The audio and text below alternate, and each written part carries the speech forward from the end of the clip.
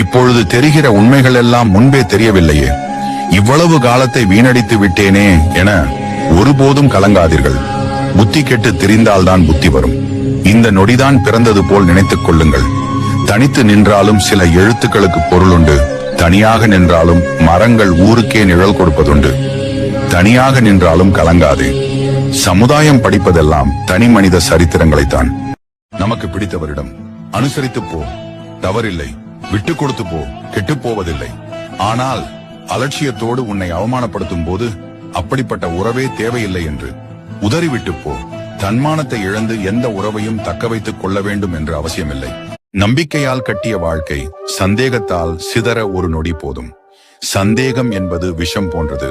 அதை வாழ்க்கையில் சேர்க்காமல் இருக்க கற்றுக்கொள். ஊர் பேசுவதை உண்மை என்று நம்புவதை விட்டு உன் வாழ்க்கையில் பிறர் நுழைந்து கருத்து சொல்ல உரிமை தந்து விடாது. ஒரு நிமிட சந்தேகம் கூட குடும்பத்தில் உள்ள சிரிப்பை அழித்துவிடும். உன் வாழ்க்கையில் எவ்வளவு சந்தோஷமாக இருந்தாயோ, சந்தேகம் நுழைந்த பின் அதைவிட நிம்மதி இல்லாமல் கஷ்டப்படுவாய். சந்தேகம் என்பது நீயும் கஷ்டப்பட்டு உன்னை நம்பிய உறவையும் கஷ்டப்படுத்தி வாழ்க்கையில் உள்ள நிம்மதியை சிதை